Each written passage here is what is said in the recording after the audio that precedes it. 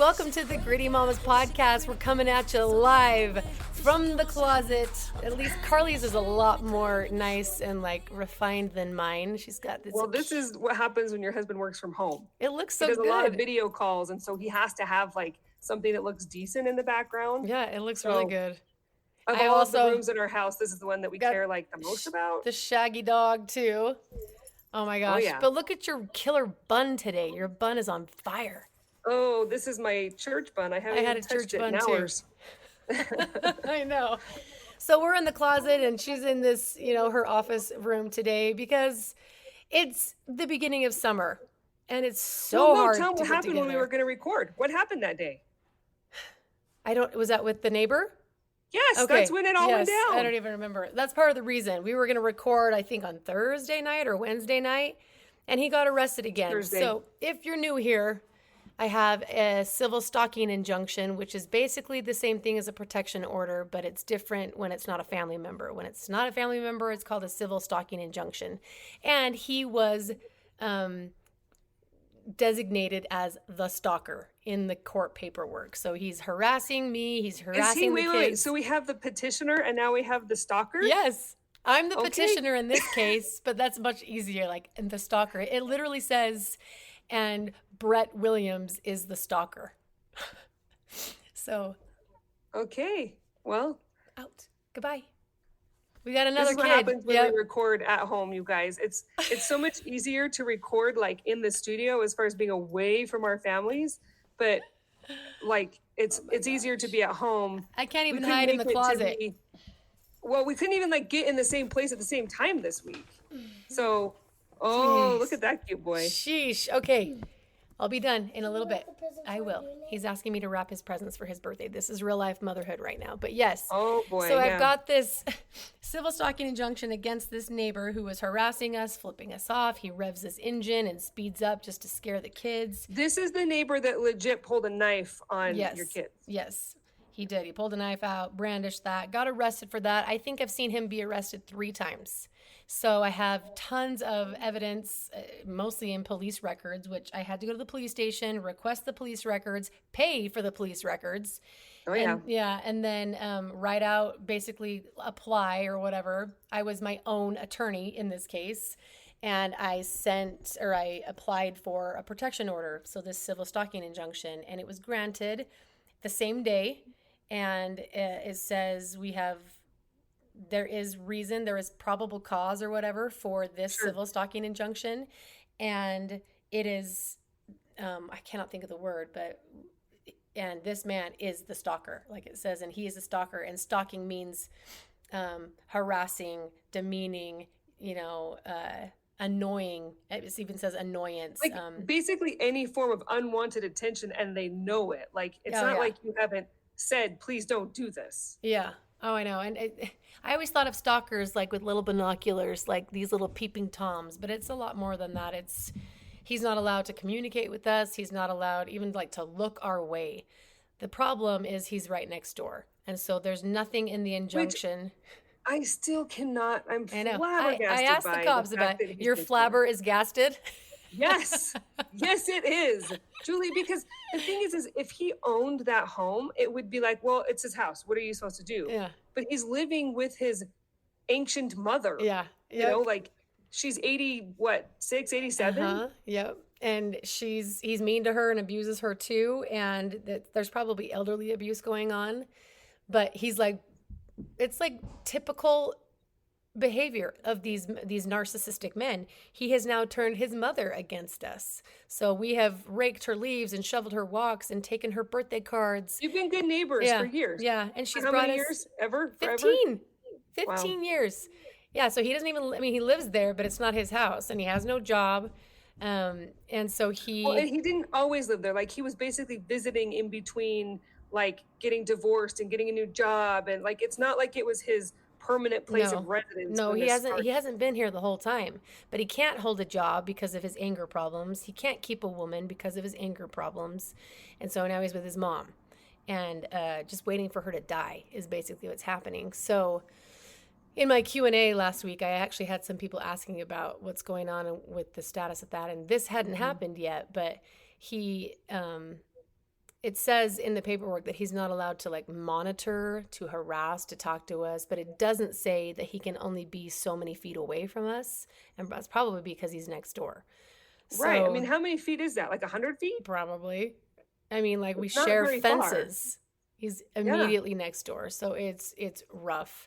So this In a cul-de-sac, by the way. yeah, It's not like, I mean, no. you come out of your house and you get closer, not farther away. Right, right. I know. So this particular incident, like I've just been documenting, he continues to flip us off, continues to flip off the kids, and use the hard R with the N word, calling my neighbors N-word lovers, like anyone that communicates. He flipped off my mom. It's like anyone that shows up on my porch. It could very well be the Amazon man. I had a sprinkler man that he yelled at. Anybody that What? drops off a car, I had a carpool, and he was yelling at her, just like don't you come near my driveway, you know? And they're like, I'm not even near you. So on Wednesday, I had the Utah Weatherization program come, and that's for all of you women out there struggling. When I had applied for Utah Heat, which pays for your utilities, the representative on the other line was like, hey, do you want to apply for weatherization? I was like, what is that? Because we don't know half of what this stuff is. And I said, sure. And she's like, they come and they weatherize your house and they test the flow that's going out and in. And so that's warmer in the winter and cooler in the summer, and fix seals on doors. Did this help the water pressure in your house? It did, because I got a brand new tankless water heater. What? Yes. So they came in and they were testing everything. So they tested carbon dioxide and carbon monoxide, and they tested, there was, apparently I had a small gas leak in the furnace. So they fixed that. And then That's I a had, little scary. yeah. And then I had carbon dioxide like leaking somehow from the water heater. And I was like, Julie, that's like a big thing. yeah, I mean, it's fine. Don't light any matches, okay? I know. So they fixed that, and then she's like, we're gonna put in for a new water heater. And I was like, come again? What'd you say? And if they don't know, I've had a serious water pressure problem. So we have been like, Oh, so bad. showering with little driblets. And you can't run more than one appliance at once. So I can't do the dishwasher and the washing machine. Or if I happen to turn on the washing machine when Adana's showering, she's like, hey, because the water just is off. So you have to wait till it's been horrible. And this is all because I stopped putting in the water softener pellets into the soft water machine. Yeah, for people who are listening, so like I grew up in Washington State, and the water is like, well, okay, it's not just Washington or the Northwest. It's also like we were on a well because I lived on a mountain in the woods. So we had very fresh water and stuff. I didn't know anything about like putting salt in your water and having a water softener until I moved here. And there are parts of Utah that like you can't have water in your house without it. Some you can, but like eventually it ruins your appliances, and like your dishes never come out clean, but you can get by. It just is like kind of gross, and it looks bad on your showers, and it's hard on appliances. But there's places like where Julie lives, and she didn't know this, where like you literally cannot have like water without a softener. She lives in a city where it's like it's not hard. possible. It's hard water, and Yeah, calcium. But it's not just like, oh, it's hard water. Like you say it like in passing by. Everybody has hard water. Like this is like, how is it still flowing hard? Yeah. It's like so hard. Well, and that was the problem, because I grew up in Holiday and I grew up with hard water, but it wasn't so hard that it was destroying things. My mom was just scrubbing her life away. She was scrubbing shower heads and scrubbing, all Getting, is it CLR, that like hard water calcium, remover? lime, and rust. Yes. I know what it is. So when I came to Sandy, we had it for a minute, mostly for my kids and their skin. It's better for your skin. It's better for your hair. But I stopped putting the pellets in because it was just a luxury. I grew up learning that was a luxury, and it was in my house. Everything like that is a luxury. I mean, going and having a gym membership is a luxury. I just grew up in a very frugal. Yes.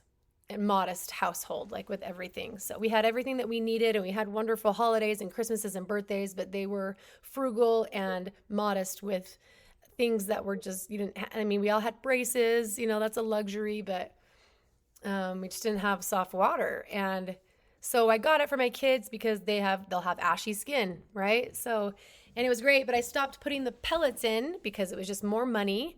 And then I had hard water that just started to literally destroy everything, Like every appliance. every appliance. Yes, it was the blender was coming out cloudy, like there was no point in putting like the gel, the dishwasher gel in, or the stuff that makes it nice and shiny and bright. Like it didn't do a dang thing.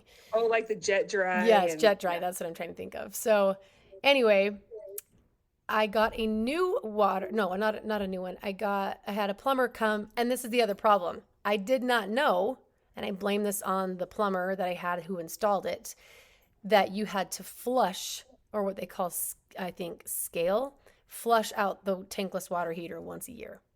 I didn't know that. And so it had been like 3. How would you? I wouldn't know that. I didn't know, and he didn't tell me. So I finally have it flushed, but when they flushed it out, it's like doing like a cleanse, right, for all the pipes. When they did that, all of the hard water, all of the sediments, the minerals, all the things just clogged every single valve, every source of, like every valve to every water source. I couldn't flush the toilets because they were backed up with sediment that had been flushed through all the lines. I couldn't turn on the sink without a little dribble. Same with the shower. So anyway, people are like, I'm listening to a podcast about Plumbing.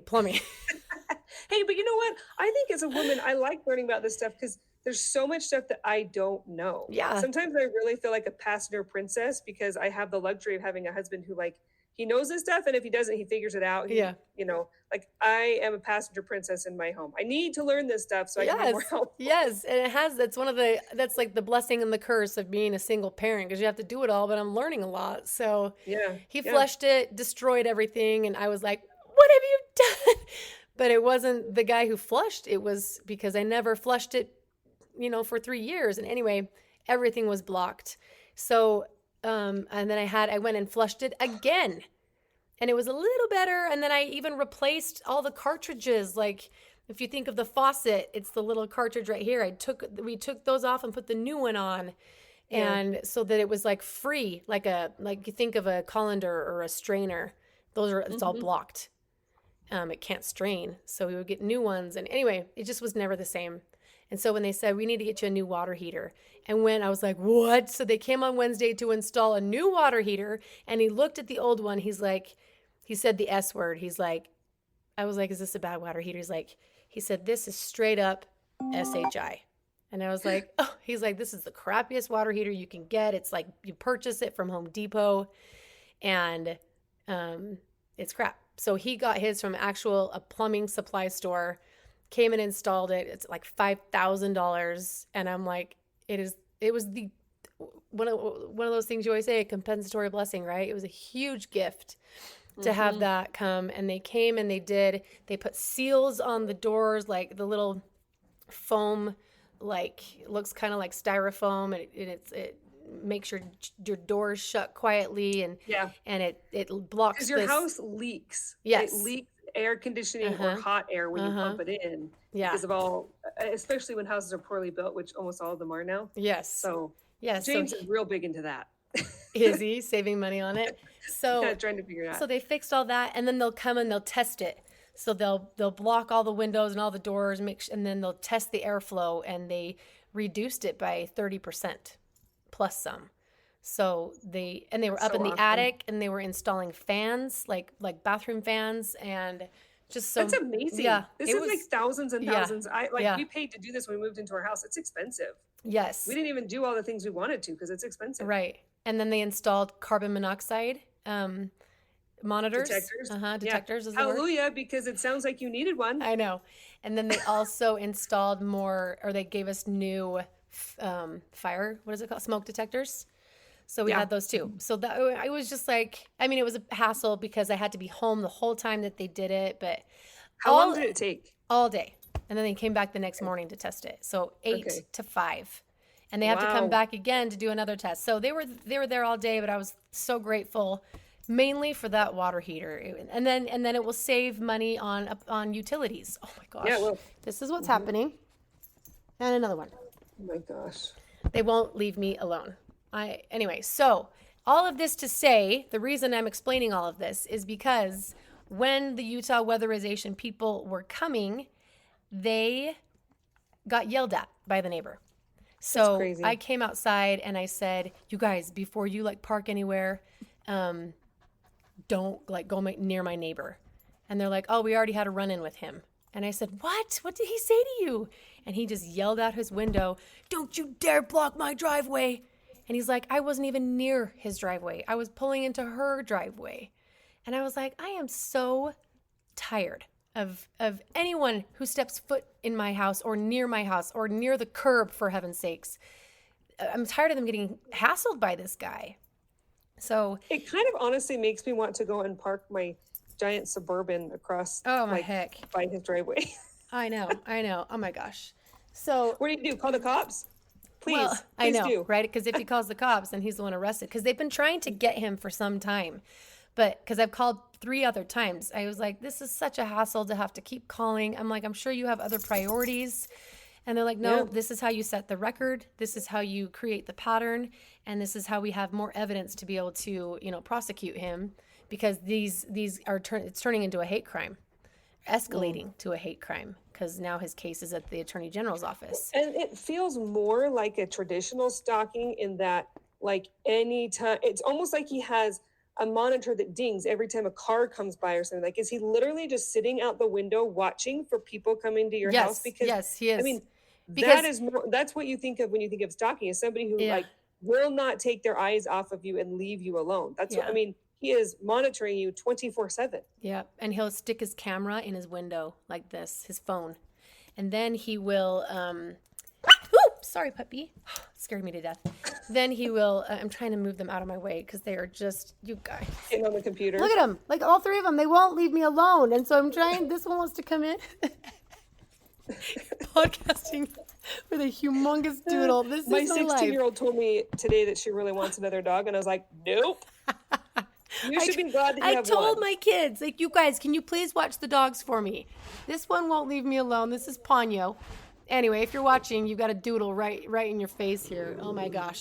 I tried to, this is why podcasting for me at home is difficult. I'm bothered by the kids. I'm bothered by the dogs. And none of them will leave me alone. But having said all of this, there's even a crack in his blinds where he's like gone like this so many times to peek through that it's like cracked.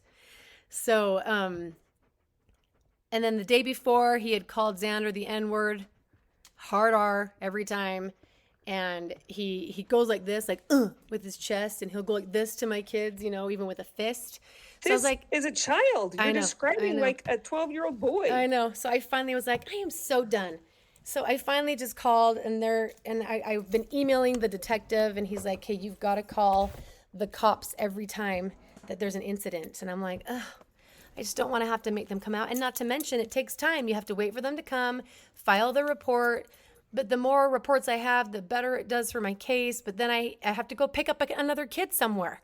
I'm like, I don't have time to talk to the cops about this minor thing. So anyway, I finally did. I was like, look, I even have guys that are doing some construction at my house, and he's hassling them. He's giving them crap. He's flipped, and I started to give him the rundown of all the things that I have experienced, or people that have experienced even coming to my house that I hadn't called for in the past, because that would have been 20 calls. Mm-hmm. So I said, he flipped off my mom. He's hassling these workers. He's yelled at my sprinkler man. He yelled at the woman that dropped off Naoma from from gymnastics. Think about how many witnesses there will be. There's tons. If this ever goes to trial, if you ever have to, like, if there's a prosecution in trial somewhere, if he doesn't just have a plea deal or something, you're going to have 50 witnesses that can testify against him. Because I started giving the cops phone numbers. I said, call her. He even pretended to ram into the back of another carpool's car. He's crazy, screaming at people. And then he got out of the car and he was singing a song. So he's not talking to us, directly, but we're pulling up into the driveway and he's pulling out. And as he's pulling out and we're pulling in, his window is down and he's listening to music, but he's going, mother effer, mother, as if he's singing it, just pretending to sing, but you know it's towards you. And you know he's saying, I didn't talk to them. So it's stuff like that. But my kids have heard so many F-bombs, so many N-words. And then he harasses the neighbors. You're all N-word lovers. Like, and now that my kids feel like they're the reason that my neighbors are getting yelled at. It has been a living nightmare. So I finally called. The hidden blessing here is when you tell your kids not to curse, don't say the F word, all of that. You can be like, do you remember this Brett guy? Yeah. That's who you look like when you use that language. The reason I don't like the F word is because I think about people like that. My dad talks about having good language and stuff, because if you want to set yourself apart from the bad guys, don't talk like them, right? Well, that's how bad guys talk. Because didn't you say once that you were talking to your dad about something and you're like, do you think that I'm going to explain it to you the same way that I've explained it to my officers? Because when the detective came, I was like, look, he's harassing the workers.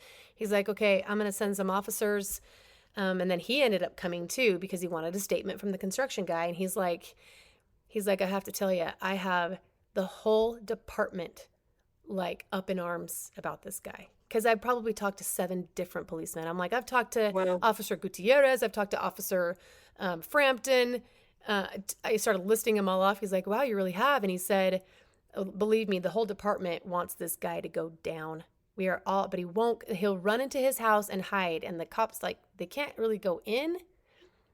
Not unless there's a warrant. Yeah. Yeah. So, but I think there was at this point a warrant, because they said as soon as we can arrest him, even if it's a traffic stop or if he comes out of the house, we can arrest him. Oh, yeah. So they came over and then he said, I was like, really? They all care? He's like, I won't tell you the words that they're using to explain, because I'm sure cops, I mean, they've seen the worst of the worst, and they've heard horrible things and seen horrible things. Oh, and so he definitely downplayed what they were saying, but he said, I've even asked for extra patrol checks, which is like, oh, that's great. But anyway, he was like, we're taking him in. And the cop was able to arrest him. How did they get him out of the house? I keep asking him that. I was like, he's like, I don't know. I didn't see what they did. I haven't even asked. He's like, he answered the door this time. I don't think he has a peephole. But he answered, and the cops were saying, I said, don't come in the circle. He'll see you. So they kind of were hiding a little bit. They probably parked farther away and then just walked to the door. So he answered the door, and then I think they were able to say it. Took him for questioning, for he said, I'm going to go investigate or interrogate or something him now. So the detective actually talked to him, and he was like, he was calm. He said, I've never talked to them. I don't communicate with them. And he's like, and no cops have ever come to my house. No cops have ever tried to talk to me. And I was like, he's not telling the truth, right? He's like, well, yeah, because I have reports. I have reports from all of these policemen saying that we tried to talk to him and he won't answer the door or whatever it is. So, and I'm like, he lied about having a knife, right? And they were like, yep, we know that too. So, because then again, you're like, but I know what I saw. I know what I heard. And he's like, no. The gaslighting is insane. Yeah. I'm going to close the door. Hold on.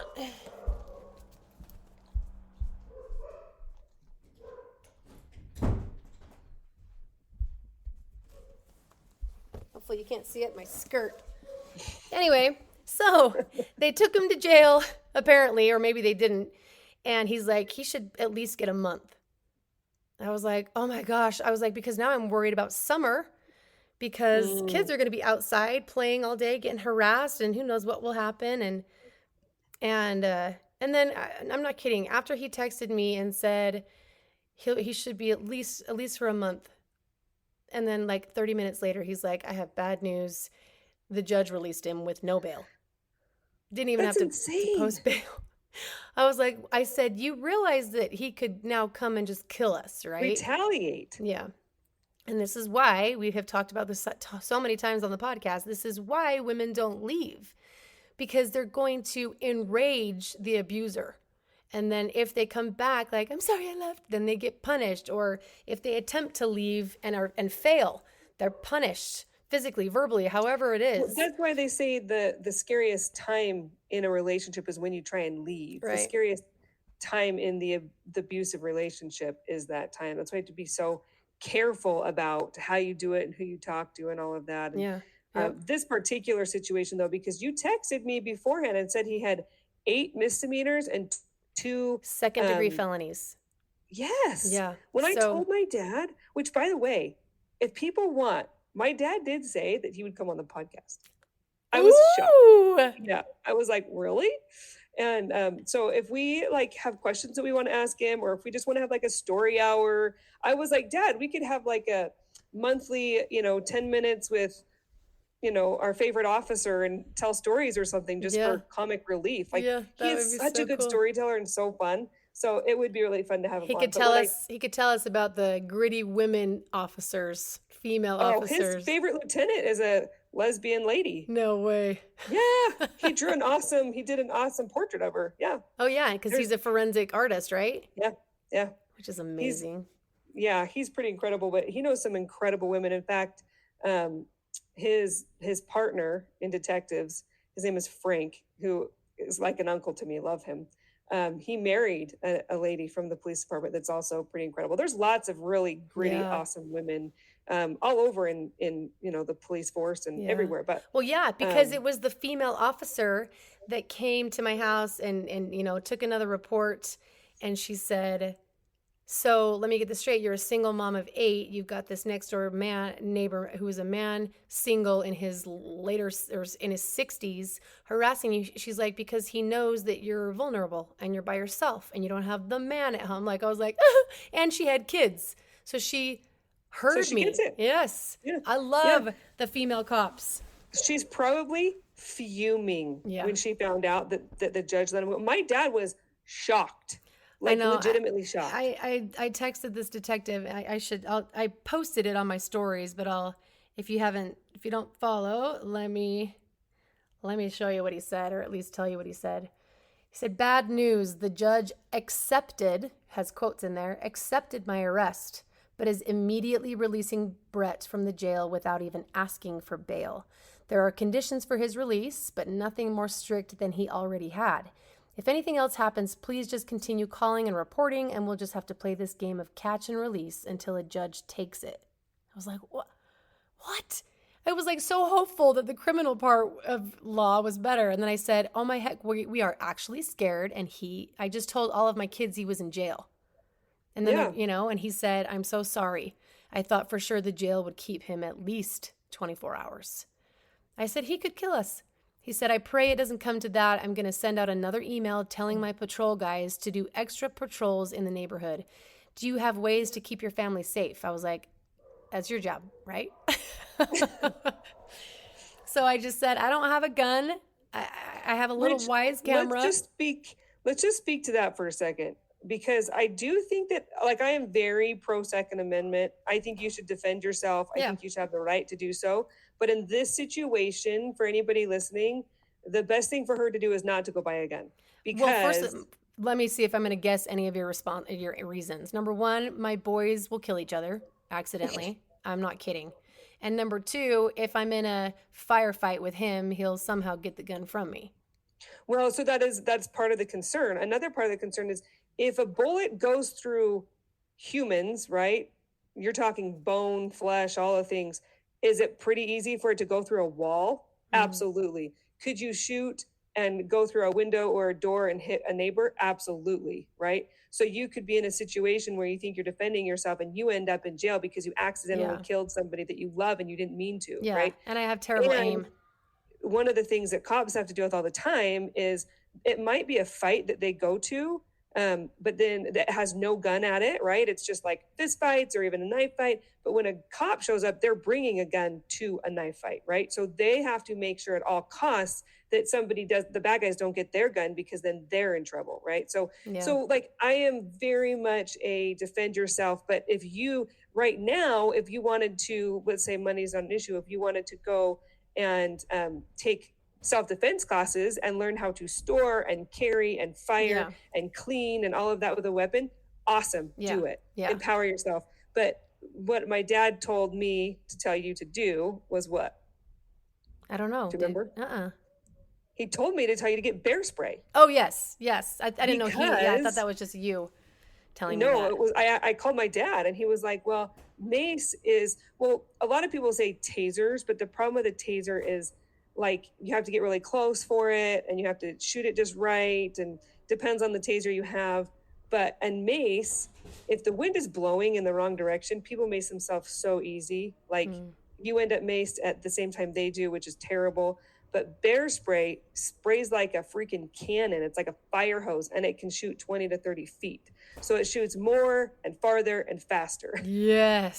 So I know that's like number one on the list. I did, however, a sweet friend on Instagram sent me 2 little stun guns, but one of them is bigger and then the other is a travel sized. So I was testing it, but it's a flashlight. So you can use it as a flashlight, but then I tested the taser and it was like, if you tase, because you have to go like this, like to tase it does. And I'm like, well, how do I know if I'll be able to, get that close or whatever? But like, if you tase for 1 second, it causes muscle spasms. If you tase for 2 seconds, it causes muscle spasm and like loss of mental confusion or something. And then if you tase for 3 seconds, it said it is muscles. It's like, it's all of the above plus loss of balance and control. And you can make them like pee themselves. I think. So I tested it and like pushed the little thing and it full on was like, I was like, oh my, it was electric. It was crazy. But you didn't test it out on a human. No, it just said like push it. Turn it on. To see if it works. So I buzzed it and I could hear the shock and see the red fire like shock. So I got that and I have a little travel size one for Adana. But then I said, I have a little camera. He said, okay, cameras are certainly better than nothing. I'd advise looking into more options for self-defense if you're able to. I can't afford a gun, although lots of people have been saying they would help with that. But then it's taking the classes because I don't know how to load a gun. My dog is trying to get inside. She full on opens the handles. He said, I pray it doesn't come to any sort of violence.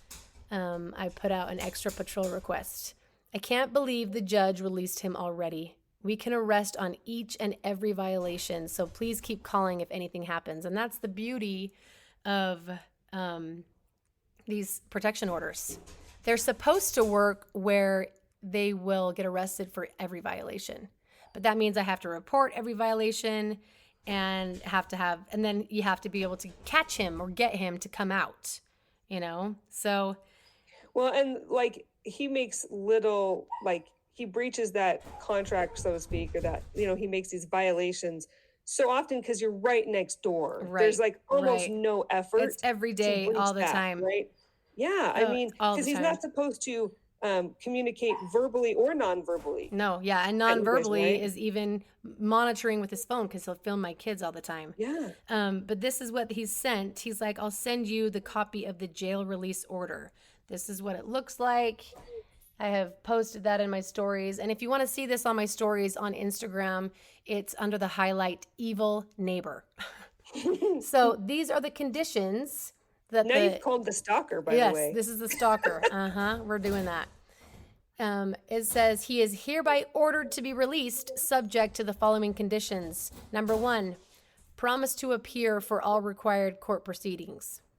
Promise to not commit any criminal offense. Any other conditions deemed appropriate by CJS. I don't know what CJS is. County, I don't know. CJS court date reminder. CJS monitoring for new charges. Monthly meeting and appropriate class. Weekly automated phone check-in. So I talked later to someone who had worked in the court system for 14 years, and she said almost never does a judge release someone who has a protection order. And this guy didn't even have to bail himself out. He didn't even have to pay anything.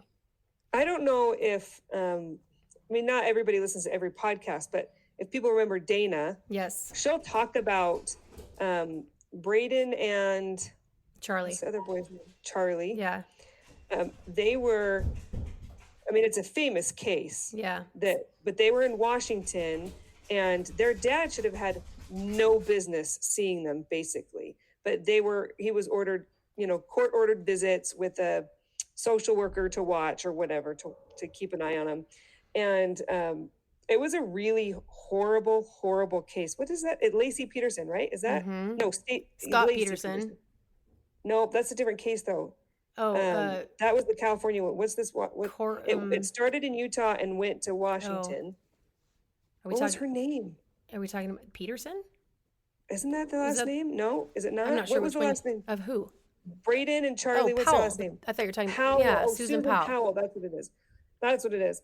I had the cases mixed up. So Susan Powell's kids. That's who it was. But the state messed that case up so badly that the kids, the grandparents who had custody of them, sued and won a ton of money because the case was just. There's no way to talk about how poorly it was mishandled. It just was wrong the whole time. Yeah. And the dad was so evil, and he ended up taking an axe to them and then blowing them up. I don't know how to say that more YouTube friendly, but like the social worker was there to walk them in and watch them, and the dad just shut the door, locked it, and then went ahead with this. In fact, I remember reading it, and I had to look up the word bludgeoned because I was like, what does bludgeoned mean? And I read it and was like, because I think it was like a hatchet or axe, and I was like, what? Yeah, so it was terrible. But the reason I bring it up is because that case is what got Dana her like really well run case and good verdict in her, because it happened right after. And so the court system and the judges, they were so alert and aware and like everything went in her direction because they were terrified of what could happen after what did happen, right? And I feel like with all of, maybe it's just me, maybe I'm the only one that watches these, the long crime channel on YouTube, and you just, if you pay attention to what's happening in the world, like I don't know how a judge could feel good about a single mom with 8 kids like living next door. Did they miss the next door part? Like how did they miss? Because they don't, I'll try to be like empathetic or compassionate, whatever the word is. They have so many cases and they're all lined up ready for their, their sentencing. So they're just probably plowing through it. But also, did you read anything? I know that they didn't in my hearings with the commissioners. They don't read it. They don't have time and they don't care. And they're just trying to weed you out as fast as possible. Can you imagine like that? The people who have worked this case, if something happened to you or one of your kids or both, heaven forbid, anything happens, like this is one of those cases that you look at and you're like, are you kidding? Every cop would testify, every neighbor, there's a show on Netflix. I didn't super love, like the whole point at the end was all pretty anti-Second Amendment because I think it's called like something neighbor, like Perfect Neighbor or something. And I've heard about it. Kind of like yours, but it's the crazy lady who's actually the bad one. I think she's white and the neighbors that she calls on are black. And so I think there's the race card there too. But she ends up unaliving the evil neighbor, unalives this young mom. Yeah. And at the end, they talk about the stats about how people who have guns end up killing people they shouldn't or whatever.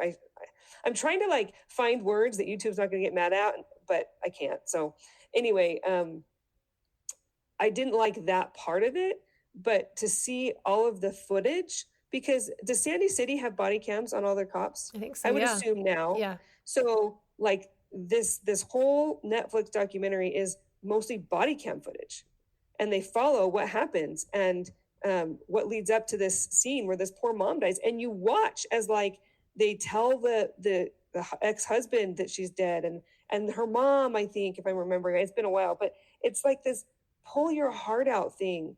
And it was a neighbor situation, and it just makes you wonder, like all of these times over and over and over again that they had the same situation with the neighbor. What could have been done differently? Well, that like plays into this poor mom where she found her kids in Mexico. So here in Utah, if you are from Utah, there was a big case. We all had an Amber Alert this week. And this time it said child's life in danger. And because sometimes it's like... I didn't get it. You didn't get it? It must have been Salt Lake. Oh, maybe Salt Lake County. Well, it was he was in the dad was in Saratoga Springs, and the mom was in Washington, and he didn't show up for a custody exchange. And so anytime that happens, you are panicking because of the stats of what. Mm-hmm. And then the cops went to do a welfare check on his house. He had sold everything in his house. He had quit his job. So they had some custody arrangement. I don't know exactly. I watched again Law and Crime. Yeah. You guys, it's bad. I watch a lot of Law and Crime on YouTube. But they had she had like taken him for like a summer break or something, right? Like it was a long enough break that it wasn't just like a Wednesday or a weekend. Yeah, because she lives in Washington. Yeah, so it was like almost the second he got the kids, he already had a plan in place, right? Like he was ready. So he had like 4 or 5 days on him by the time, and he like let him on in text messages saying, you know, everything's fine and whatever, acting normal when he was probably already in Mexico. Right. So, I mean, it wasn't just like, I mean, obviously we have so much technology now that it's hard to actually evade forever, you know, but like it was going to catch up to him. But it just made me wonder how many times have they had, because he missed a deposition. And you don't do a deposition unless you're preparing for trial. Mm-hmm. And you don't do a deposition until you've already been in litigation for a long time. Mm-hmm. And a deposition is something that you don't miss because you're recorded. Like you have a court, what are they called, clerk or whatever. They're doing shorthand and typing every word you say. And in fact, we used the petitioner's deposition in trial because I think it was when something about the condo that we lived in, he said that something about, I think my lawyer said, who paid for that? And he said, I did. And then my lawyer got up and said, Your Honor, I'd like to use page 56 from the deposition. And the judge said, well, what for? He said, because I want to, what was the word he used? It wasn't discredit. Like refute his claim? Yes, but it was like, it was a bigger word that was more deadly and fatal. Like I want to, anyway, I can't remember the word, but it was like. Another word for refute, probably. Yeah. I'm going to have to think about that word.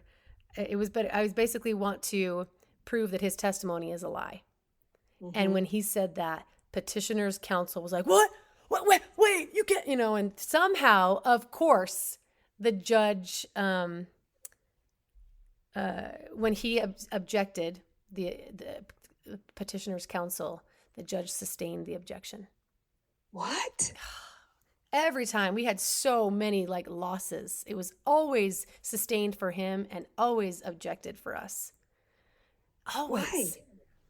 The only good thing that happened for me in that trial was because we brought the paper in to prove that I bought the condo and that Alex signed everything, you know, that he had no shares in it.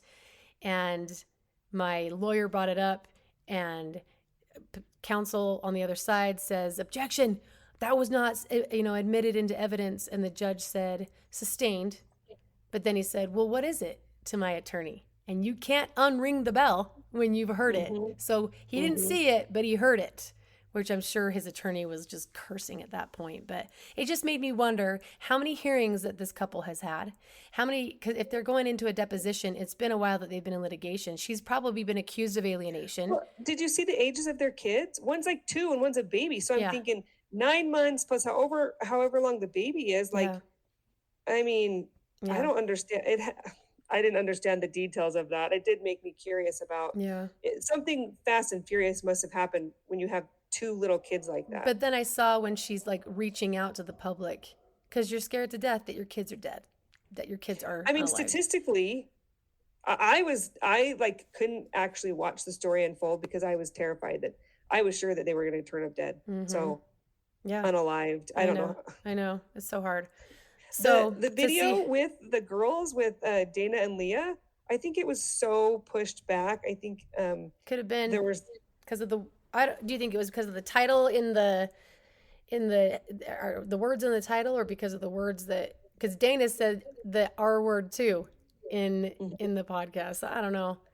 Or maybe I don't know maybe if it was the topic, if it was the title, what it was. But I've had I was so like, many. What she's talking about, if you're confused, is that video did not do well as far as views are concerned, or in terms of listens. So we're like, is it YouTube? Is it Apple or Spotify? Or are people just not as interested? But then I've had so many people saying that was an amazing and informative podcast. And maybe some people just don't care because you really don't care Well, about I think you have to be in alienation the until right you're in it. mood. Yeah. Right? Like I have to Yeah. be, if I'm going to listen to a church podcast or, there's only a few kinds of podcasts that I can listen to almost any time, Yeah. Or Yeah. maybe it's just not one that people are like in the right mood for all the time, but I don't know. Right. And speaking of that, we are going to have Dana and Leah on the podcast again this coming week. But this time I hate to say it's going to be more interesting, but Leah is going to talk about the actual abuse that she endured and lived with. And it's when you don't know that I'm sure there were things that she knew was wrong, but she has said the words, I didn't know that I was being abused really until an officer gave me the power and control wheel. And he like checked off every box, like withheld money from her, wouldn't allow her to buy diapers, forced her to Planned Parenthood, and dropped her off and said, go get an abortion.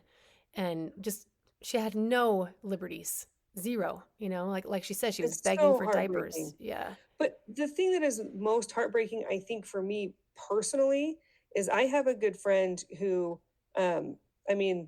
maybe one day we could have her on and just like, I don't know if we'd blow her out or what, because I don't know if she like really wants everybody to know her story, but she was pregnant out of wedlock. She had to deal with like her parents kicking her out. She had church disciplinary stuff, like all this stuff, because it appeared that she was behaving one way. And it was a similar thing like you're talking about, where they give you this power and control. Well, it wasn't until later on. She almost married the guy. I'm glad that she didn't.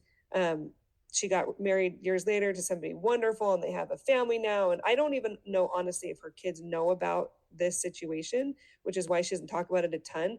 But she figured out that she was in a situation like Leah, where it was the R word, it was not consensual. And she like reproductive coercion was the word. Yeah, exactly. Right. It was like she took it as like gaslighting, right? Like she took it as her fault, but in reality, it was a coerced, like manipulative kind of thing.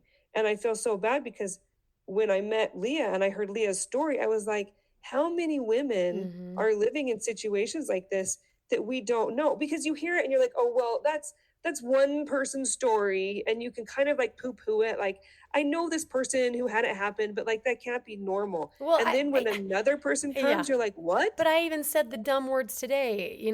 I heard about someone else whose marriage is suffering, and I was like, yeah, but he seems like the greatest. And then I stopped myself because I was like, oh my gosh, the greatest guy, because they are not the same people behind closed doors. These greatest guys are not so great.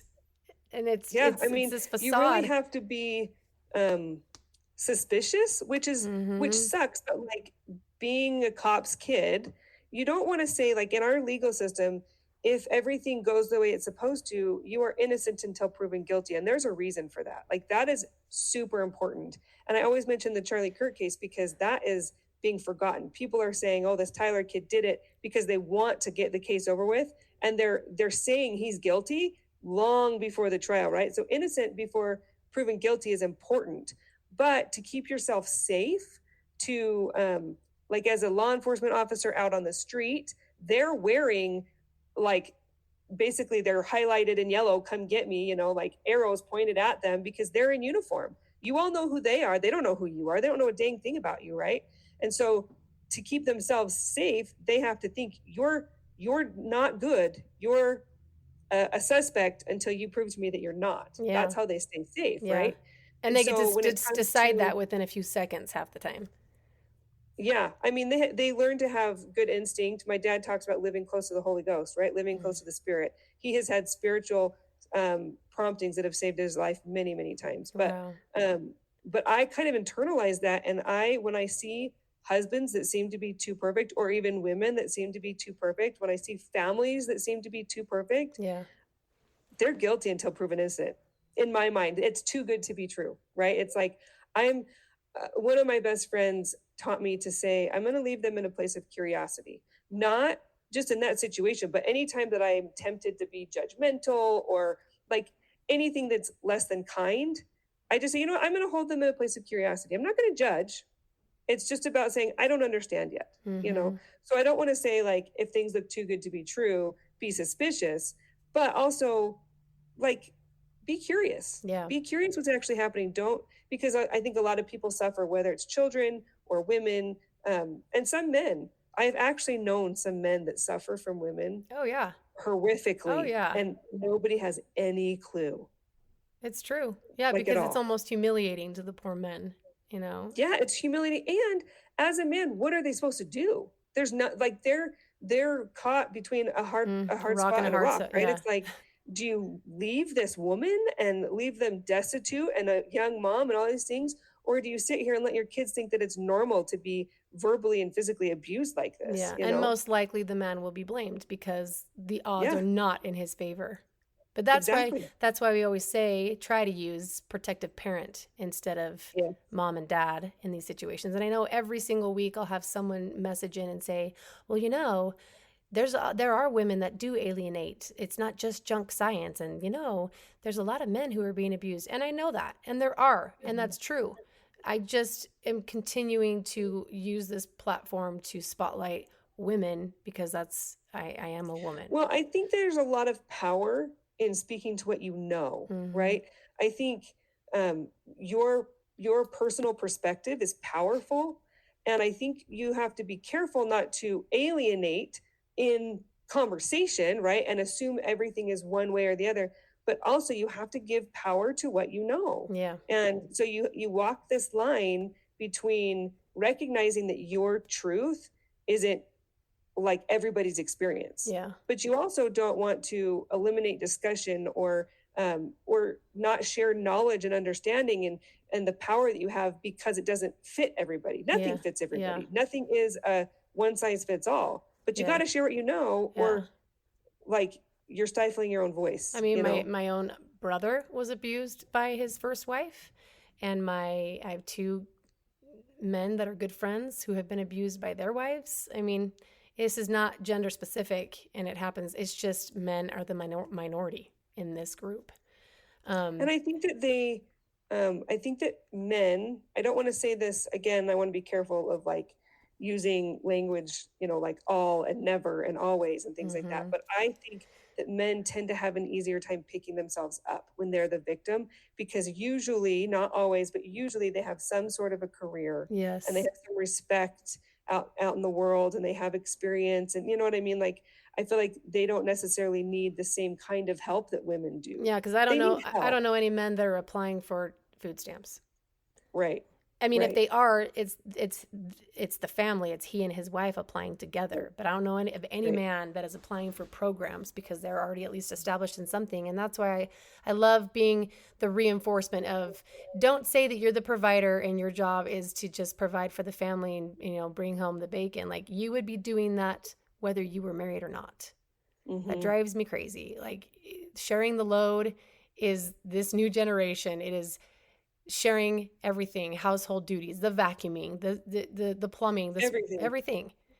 I didn't grow I up like that, literally, and I think on a daily, how blessed I am to have a husband who really understands that because I could not, like, yesterday I had to be in, three places at once and having a kid that can drive now and a husband that participates. And I was able to make the day run and go and do the things I wanted to, but by myself, there's no way that I could make it happen. yeah, I mean, we live in a society that basically expects you to have one or two kids, and we have four. You have yeah, eight, I know, right? yeah, So if you're going to provide and get them to every game and every school function and every friend thing, and like, I don't know how you do it alone. I It know. it seems impossible to me. I always say it's the two reasons. Paying my tithing has been a huge blessing for me. I know that some people kind of get turned off when we talk on religion or spiritual things, but I can't deny that it has saved me over and over. And then good old fashioned grit, right? Not giving Yeah. up and being Yeah. resilient and just getting up even though I don't want to. It's that I think familiar. it's perspective. Yeah. I think because I think there's a saying that we are spiritual beings having a mortal experience, not mortals trying to have a spiritual experience. Yes. Like Yes. I think it turns people off to talk about religion, but what keeps us going is knowing that this is a a blip on the radar of eternity, and that we are like daughters of a God who loves us, who will help us, that will fly to our rescue. Like at church today, they gave us pictures of somebody praying on the bed and having like angels surrounding them. And they talked about how we have ancestors and angels on the other side. All we have to do is ask Heavenly Father for help, and He will send His legions of angels to help. Yeah. And I feel like if we could take a picture of your house and wherever you and your family are and see through the realm of, to see angels, they've got to be on standby for you. That's how you make I the love day-to-day that. stuff work. Yeah, I love that because honestly, I have thought about my ancestors a lot because I've talked about this in the early stages of the podcast. My, ancestor who was captured by Indians, and she, was so feisty that when he captured her and she was on his horse, she bit his chest so hard that he squeezed her that she passed out. And then when she woke up, her face, have you heard this story? Her cheek was glued to his chest with dried blood. So she, there's that ancestor. And then my grandmother Jeppson, who had 13 kids, and her husband unalived himself and had the disappearance of her son. And then my dad, whose leg was amputated, and she lost 2 babies, one from SIDS and one from, the day after he was born, but 13 kids. And I think about my ancestors. I do. I think about my mom, who lost a son from anaphylactic shock. I think about all the women in my life who have gone before me. And I'm like, I am not going to be the one to throw in the towel here. I'm not going to be the one that's like, this is too hard. It's not going to be me.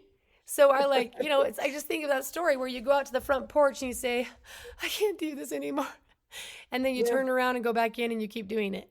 Or the story where motherhood is falling, out of an airplane and you have no parachute, or the parachute fails and you fall and you hit the ground, and instead of being able to go and recover from your broken bones, you get up and you go cook dinner. I mean, it's just, I don't have the option. I guess I do have the option, but I don't allow myself the option to lay in bed. It's getting up and trying again until something clicks. It's the only thing I can do. It's like I'm like, you call down the powers of heaven, though. Yeah. I remember, so when I first moved to this house that we're in now, they asked me, it was 2020. And so Sunday school is on Zoom like this. Yeah. And it was Mother's Day. And they asked me to teach about death. What? Have I talked about this before? No. Because there had been people in our Relief Society that had lost people. And so they're like, we really need to surround people and learn about this in like a positive way. And I was like, okay. So I read everything that I could about it. And there's an awesome devotional from BYU, a guy, I can't think of his name. It's lost in my brain. Brent Top is his name. You can Google BYU Brent Top, and I can't remember what it's called, but it's his devotional about death. And he kind of lays down like what we know about the other side of the veil and death and that kind of stuff. But the thing that I remember being the take-home message for me that I have used so many times in talking to so many people is this idea that our family, our loved ones on the other side of the veil are more involved in our lives from the other side than they ever were here. They have the capacity to, and they probably are on errands from Heavenly Father, right? God's probably like, go help them, Yeah. And there's some like doctrinal stuff that kind of alludes to the fact that you can specifically pray and say, I need my grandma to come and help me right now. Can you please, and then you invite that into your life and you have faith and hope. And I just see that being something in your life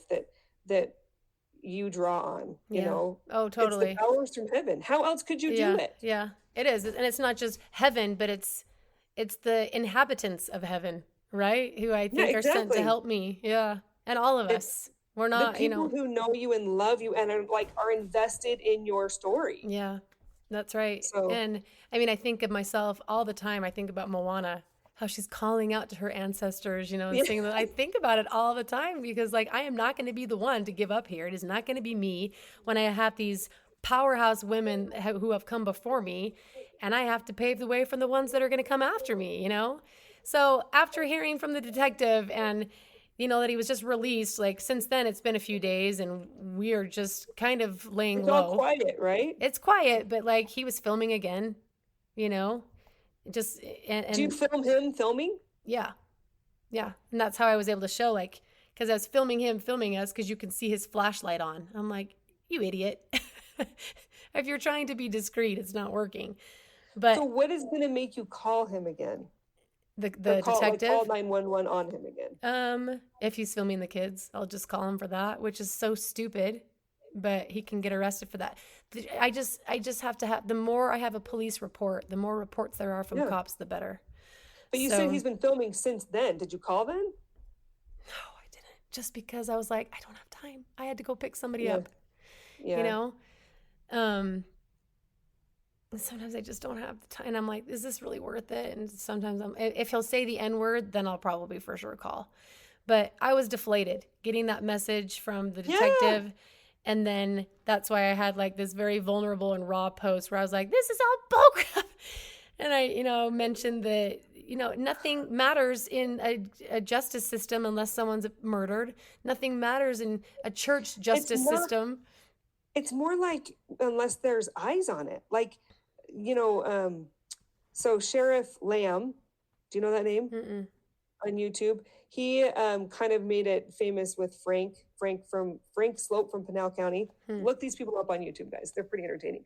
But he ran for something in Congress or Senate or something recently. But Lamb is pretty awesome, and he will review footage of body cam footage, and he's visibly upset and angry because he's like, this is why people behave this way, because at the end of the video, it'll say, and he was released on, whatever, or the charges were dropped. And he's like, are you kidding me? This is why people don't care, is because nothing sticks. People behave so poorly, and the justice system like fails almost every time. It feels like you have 10 charges. Oh, they drop all but one and they get released, or they spend 10 days in jail or whatever. The plea deal.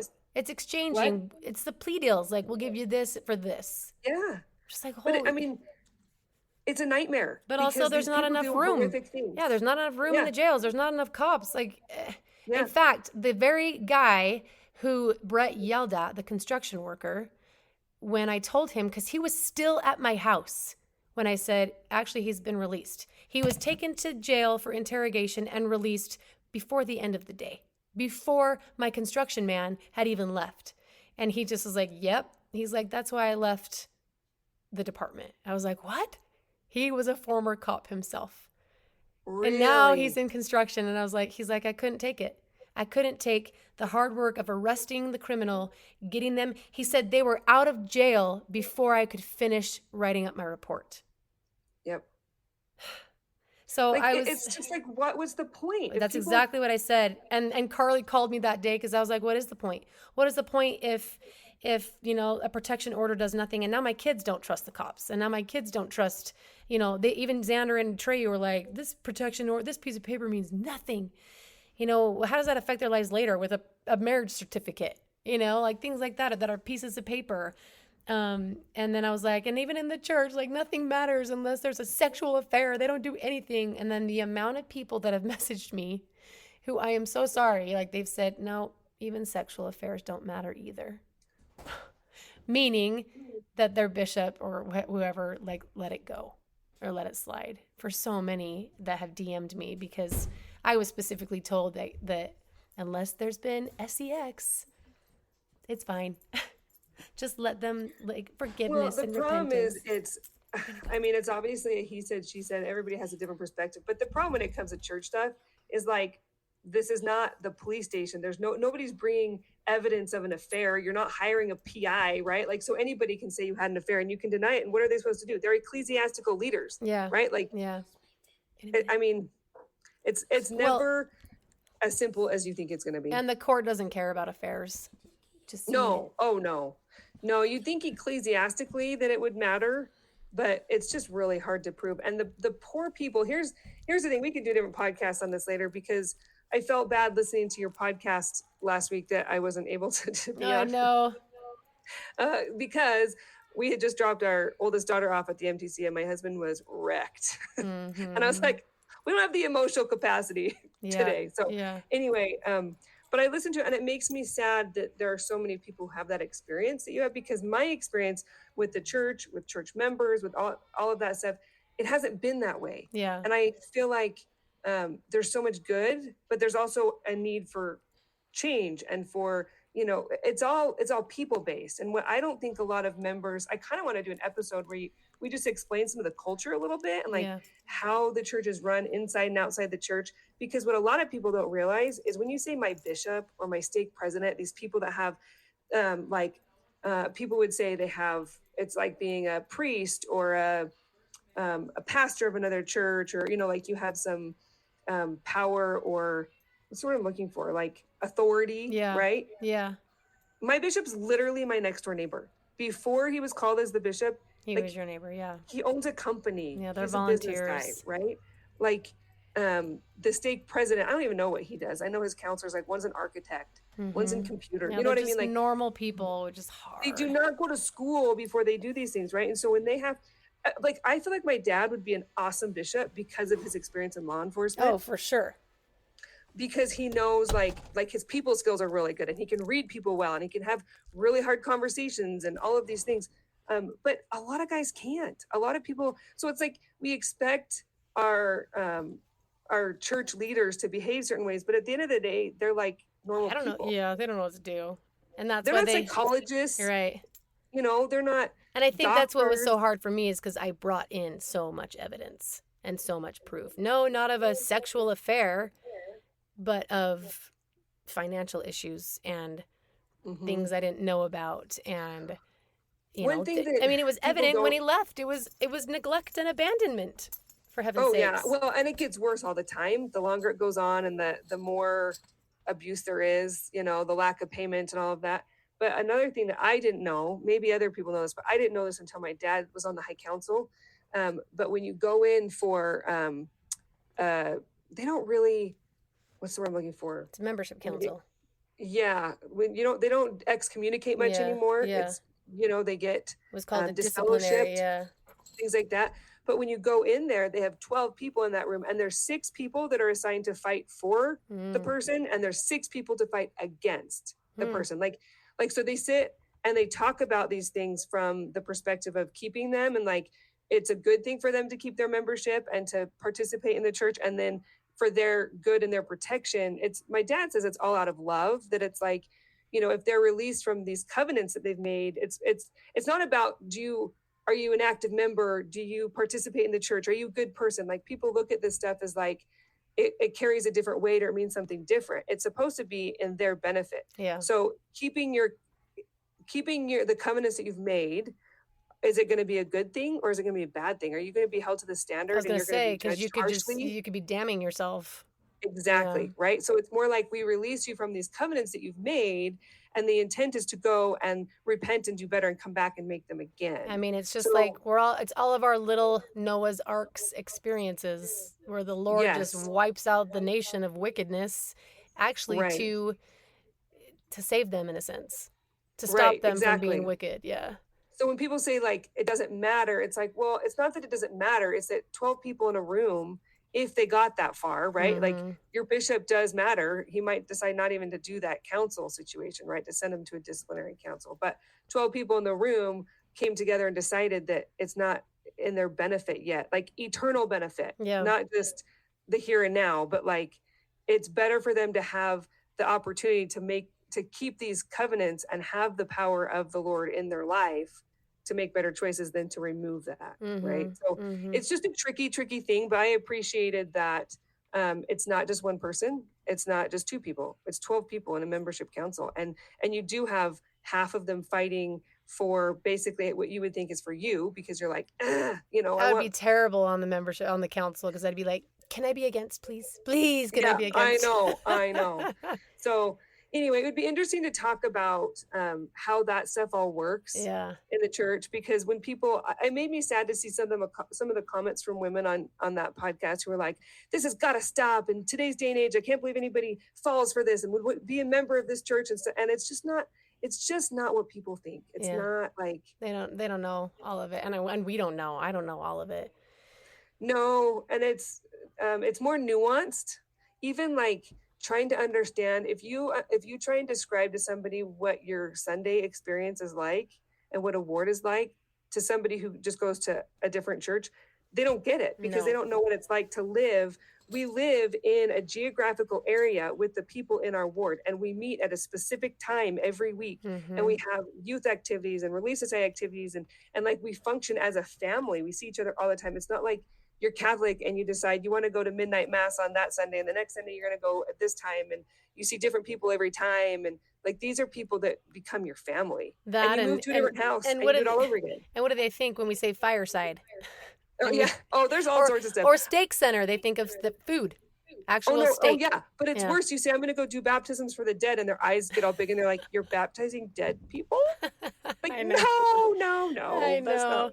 So it's like terminology, but I think it's also understanding the nuances and like, I don't know how to explain it. It's just, there's a whole culture that you don't understand. And it's not just the culture. It's like how like a business is run and how it runs from the inside out, and the culture and all of that. That's how a church is, right? And without working for Adobe, you have no idea what the Adobe culture is or how it runs. Or anyway, I think it'd be an interesting podcast. But it just, listening to the podcast last week and seeing some of the comments, I just thought, I hope that somehow in this podcast we're able to articulate a little bit of the goodness, right? Like, it's easy to pick out the flaws and what seems weird or what's failing, but there's a lot of good. And the church does a lot of good. Here's another example. Growing up in Seattle, the pro-choice movement is huge. And so I always knew about Planned Parenthood, right? You always hear about it. It's advertised, even on YouTube. My kids still hear it, and I'm like, oh, please, But I was talking to somebody on like texting on messaging or something on Facebook or Instagram probably. And I said something like, have you even looked at how many pregnancy centers there are? Because there's this criticism about how all the pro-lifers are all talk, but they don't do anything about it. Like, where are the organizations that support these women? I'm like, they're all over the place. You just don't know they're there because they don't talk about them. Right. Like, they're everywhere. And I feel that way about the church too. Is sometimes you only get the bad and you don't know about the good. Yeah. There's so much good that helps women and children and families. So much good. So anyway, I hope that throughout this whole thing, we can do a little bit of that too, because I don't want to sugarcoat the bad, but I also don't want to forget about the good. Yeah. And I should never be podcasting alone when I'm fired up, because it never turns out good. Well, you were fired up. And I think you were also just kind of like, you've gotten to the point over 4 years that you're like, it doesn't matter. What matters when you're like, nothing matters. At first you're like, I'm gagged. I have this gag order. I can't say anything. And then you're seeing like, you can have 8 misdemeanors and 2 felonies. And what happens? Matter. That's why I was so deflated, because I was just like, in my Instagram post, nothing matters. It doesn't matter. I could go and vandalize someone's house and go get in trouble for a second and just be let out because my record is perfect criminally or whatever. So it doesn't matter. I can say whatever I want. Even if it's not, your neighbor's criminal record is not perfect. I know. So that's why I'm like, that's why I said my initial sentence was, this is all crap. None of it matters. It's really hard to feel motivated to be a good human and do what you know is right when you see a lot of people choosing every other option. Because they know they know they'll get away with it. There's no accountability. I mean, you have to be $100,000 in, arrears with child support before they even consider, escalating the claim or whatever. So it's exhausting, and I understand. Where is yours, by the way? Where is your ORS and you? Yeah, that's a whole nother podcast. In June? Yes, I have mediation coming up if he shows up, and then it's currently being reviewed at the Attorney General's office, but. If he doesn't show up, then what? I don't know. That is what I'm worried about, because if he doesn't show up and the mediator's there, they're going to expect to get paid for at least showing up. So it's going to be a conversation with my attorney, because we were trying to say we have to have a guarantee that he'll be there, but we haven't written that up yet because it's still for another 3 weeks. Okay. Or he'll have to pay maybe the fine of the fee of the mediator himself. That's next week. No, it's June this week. 17th, June 17th. Oh, I thought it was the 6th. Oh, that's the podcast. Okay, no, it's the 17th. Okay. So that's another podcast, is the update on that. But my kids are getting restless, and I got to get out of the closet. and feed some dogs. My house and is some a children. little bit too quiet. Really? I heard them come home and the 4-year-old was like, Mom, and I was like, and he didn't come in. So I'm like, oh no, where did they end up? I don't know. Oh yeah. So it's going to be, I'm going to come out to a war zone. But thank you guys for listening. Sorry about the, what is this? We're using Riverside, the Zoom podcast today. But hopefully we'll get back into Sundara next week. You figured out how to get the gritty mama background. I know. Thing? Isn't that, yeah. I don't know if they can see that awesome. though. We'll see. I don't know. We'll see if people care. I mean, doing a Zoom occasionally when it makes it easier, I don't know if people will care. We'll see. Yes, leave us your questions and comments. What'd you think? And we'll see you next time. Hopefully it'll be a little bit better sound and quality. The quality's always there, but like, see, I had to close the door because I've got a kid playing the iPad that's loud. Ugh. Anyway. It's always something. We'll see you next time. I know. Okay, bye. So now you know what it means.